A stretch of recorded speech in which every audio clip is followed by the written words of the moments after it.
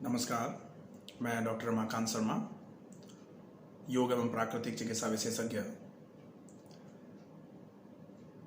पिछला विषय था आहार के ही क्रम में आहार जो हम खाद्यान्न के रूप में मुंह से होते हुए आहार नाल में डालते हैं, उसके अलावा जिन चीज़ों का हमें विशेष ध्यान रखना है। आहार तो हम बहुत सात्विक लें, लेकिन सात्विक आहार के साथ में अगर लगातार कानों से ऐसे शब्द सुनने को मिलें जिन्हें सुनने के बाद या तो गुस्सा आए या फिर शोक का माहौल बन जाए या फिर डर लगना चालू हो या फिर भय की अवस्था आ जाए, तो फिर वो सात्विक आहार जो हम मुंह से ले रहे थे उसकी सात्विकता उतना ज़्यादा काम नहीं करेगी, क्योंकि आहार हमने सात्विक लिया और इधर से हम तामसिक सुन रहे हैं। तो वो जो सुन रहे हैं वो भी जैसे आजकल जो हो रहा है कि हम भोजन भी, वैसे तो भोजन भी कौन सात्विक ले रहा है, कौन उबला हुआ खा रहा है। सब खाने में स्वादिष्ट भोजन के साथ साथ ऐसा वाला भोजन जो बहुत जल्दी बना हुआ आ जाए। अब जो बना हुआ आ रहा है वो तो खैर पौष्टिक तो बोलने को बोल सकते हैं कि पौष्टिक होगा, बाकी पोषण तो नहीं पहुंचा सकता शरीर में वो।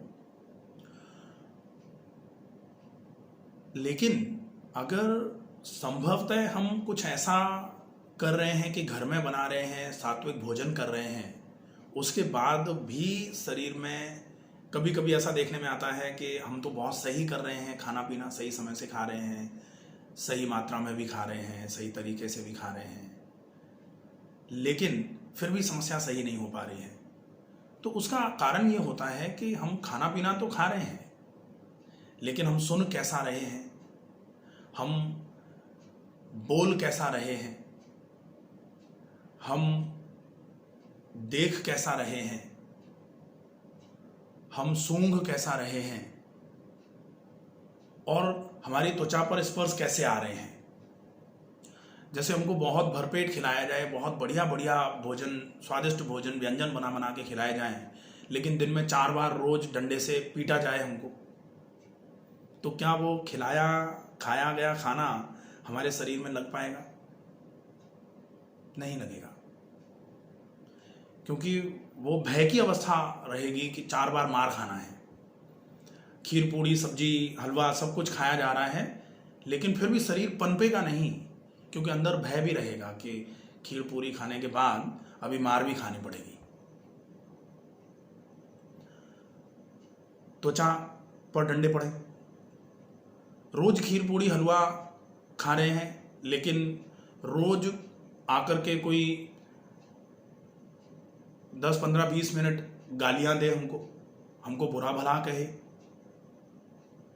तो फिर वो शब्द जो जाएंगे कि भाई ठीक है खा तो रहे हैं, लेकिन अभी वो आएंगे और वो फिर गालियां देंगे, तो उसकी वजह से भी मन में उदासी रहेगी, उदासीनता रहेगी, तो भी वो खाया गया खाना हमारे शरीर के लिए पौष्टिक नहीं होगा। हम अच्छा खा रहे हैं लेकिन दृश्य गलत देख रहे हैं।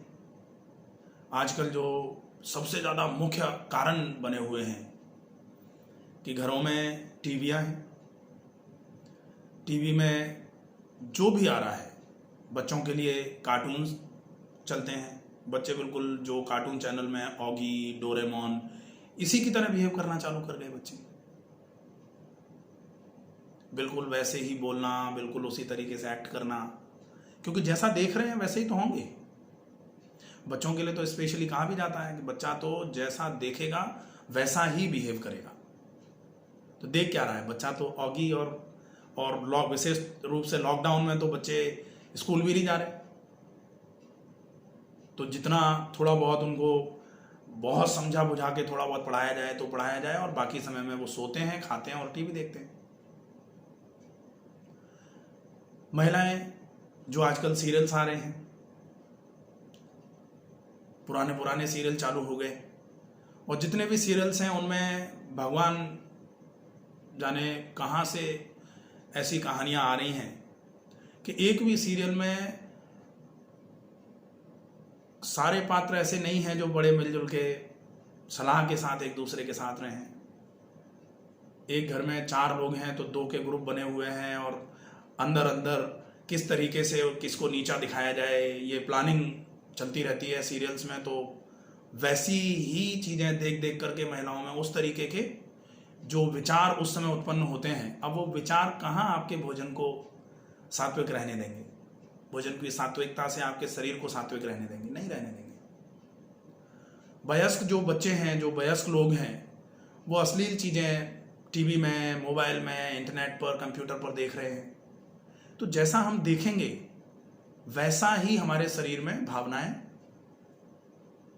जनरेट होंगी, और जैसी भावनाएं जनरेट होंगी उसी तरीके से धीरे धीरे करके हमारे शरीर का निर्माण होना चालू होगा।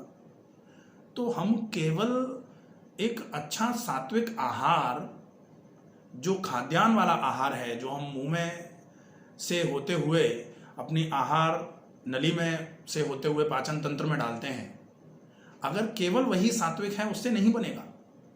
उसके साथ हमें इन सब चीज़ों का भी ध्यान रखना पड़ेगा कि हम इसीलिए एक ऐसे वातावरण की आवश्यकता है आज के ज़माने में, या आज की आधुनिक जीवन शैली में जो रोग पनप रहे हैं, उन रोगों का पूरे तरीके से निदान अगर आपको करना है तो उन रोगों के निदान के लिए केवल और केवल, जैसे प्राकृतिक चिकित्सालय में भी क्या होता है कि प्राकृतिक चिकित्सालय आए, मिट्टी की पट्टी ली, एनिमा लिया, मालिश करवाई, भाप स्नान लिया और घर चले गए।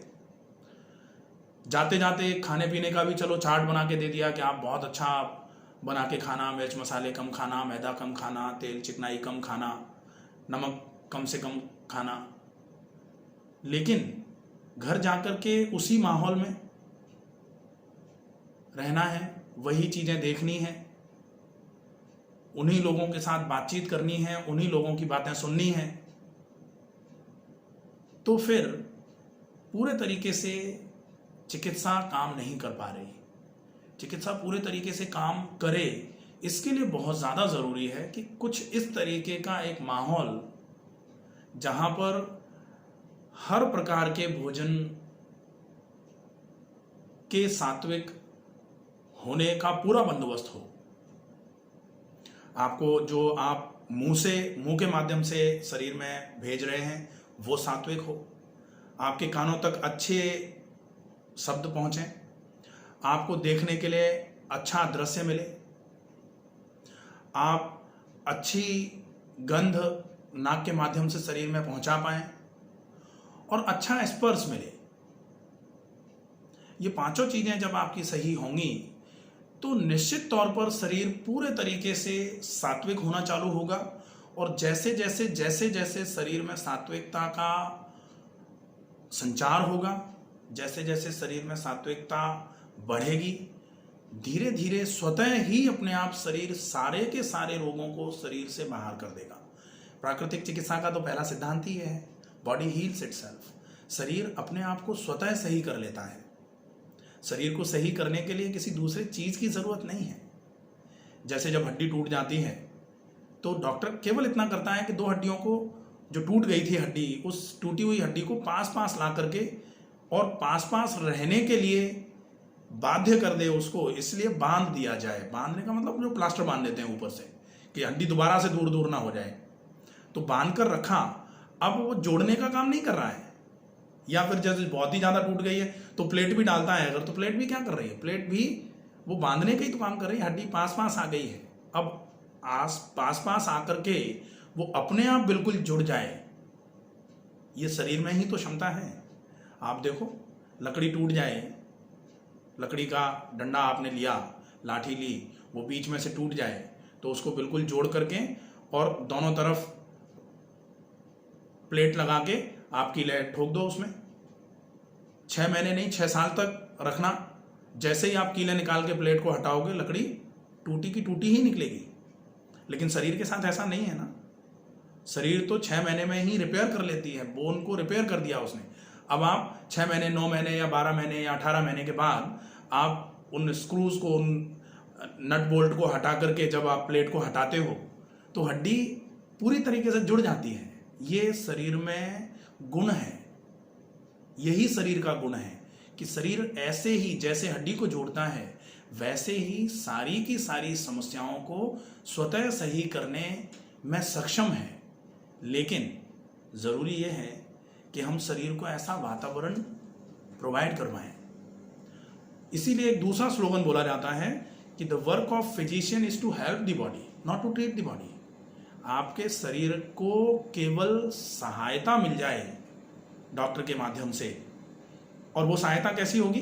वो डॉक्टर ऐसा होगा कि अगर उनको समझ में आ रहा है कि ये ऐसी समस्या है जिसमें विश्राम की आवश्यकता है तो विश्राम की कह दें, आप विश्राम कर लो, तो आपने सपोर्ट थोड़ा सा कर दिया शरीर को।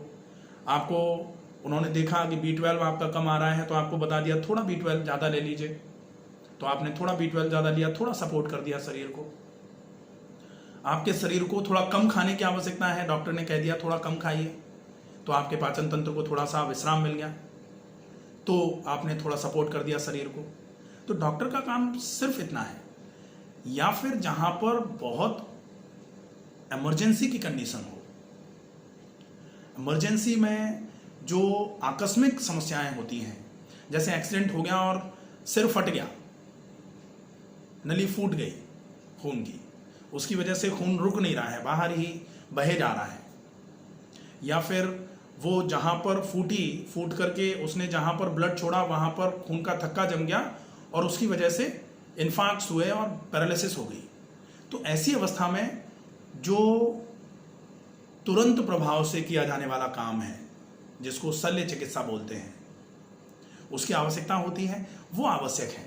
जहां आवश्यकता है वहां तो जरूरी है कि डॉक्टर का जो काम है वो डॉक्टर कर दे, लेकिन वो हर जगह आवश्यक नहीं है। वो आकस्मिक समस्याओं में आवश्यक है कि जहां बिना किसी शल्य क्रिया के कोई काम नहीं हो पा रहा है, वहां पर यदि आप, या फिर बहुत ज्यादा कोई ऐसी समस्या लग रही है कि आप बिना मैनेजमेंट के रुक नहीं पा रहे हैं, आप बिना तुरंत प्रभाव शरीर पर मिले आप समय नहीं निकाल पा रहे हैं, तो ऐसे समय में कुछ समय के लिए आपने कुछ दवाओं का प्रयोग कर लिया या कुछ आपने डॉक्टर के पास जाकर के इंजेक्शन लगवा लिया, या फिर शल्य चिकित्सा की ज़रूरत पड़ी, आपने छोटी मोटी सर्जरी करवा ली, तो वो जहां आवश्यक है वहां ठीक है। लेकिन आधुनिक जीवन शैली के रोग जो हैं वो आकस्मिक नहीं है। आधुनिक जीवन शैली के रोग जो हैं वो चिल्ला करके पहले कहते हैं कि हम होने वाले हैं, अब सुधर जाओ, लेकिन हम सुनते नहीं हैं। तो अगर हम शरीर के आवेगों को सही तरीके से सुनना चालू कर दें तो शरीर हमें सब बताता है। जैसे जब हम बचपन में छोटी मोटी गलतियां करते हैं तो हमारे माताजी पिताजी हमको टोकते हैं बार बार कि ये जो कर रहे हो ये गलत है, तो हम धीरे धीरे करके सही करते जाते हैं अपनी गलतियों को, और भविष्य में जब हम थोड़े बड़े हो जाते हैं या जब हम वयस्क हो जाते हैं तो जिन जिन चीज़ों के बारे में हमको बता दिया गया था वो गलतियां हम दोहराते नहीं हैं। तो ऐसे ही बहुत ज़्यादा ज़रूरी है कि जो भी लाइन ऑफ फॉलोअप है उसको हम प्रॉपर तरीके से फॉलो करें, ताकि हम अपने शरीर की मजबूती का पूरा ध्यान रख पाएँ, हम अपने शरीर को पूरे तरीके से, जो व्याधि क्षमत्व है हमारा आयुर्वेद में इम्यूनिटी को, रोग प्रतिरोधक क्षमता को व्याधि क्षमत्व बोलते हैं, मतलब व्याधियों से लड़ने की क्षमता, रोगों से लड़ने की क्षमता, इसी को तो रोग प्रतिरोधक क्षमता बोलते हैं। ये हमारा अच्छा रहे, और ये अच्छा रहे इसके लिए ज़रूरी केवल यही है कि आप, क्योंकि ये तो मैं नहीं बोल रहा, ये तो भगवान कृष्ण ने बोली हुई है, युक्ताहार विहारस्य, आहार की बात हो गई। विहार जो है, विहार मतलब व्यायाम। अब युक्त आहार जब हमने पूरा कर दिया, 5 आहार हमने युक्त कर दिए, उसके बाद थोड़ी सी आवश्यकता होती है कि हम विहार भी थोड़ा सही करें, विहार सही करें ताकि शरीर हमारा पूरे तरीके से बिल्कुल स्वस्थ कंडीशन में बना रहे, स्वस्थ अवस्था में बना रहे। तो विहार के लिए अगली कड़ी में विहार की बात करेंगे। तब तक के लिए नमस्कार।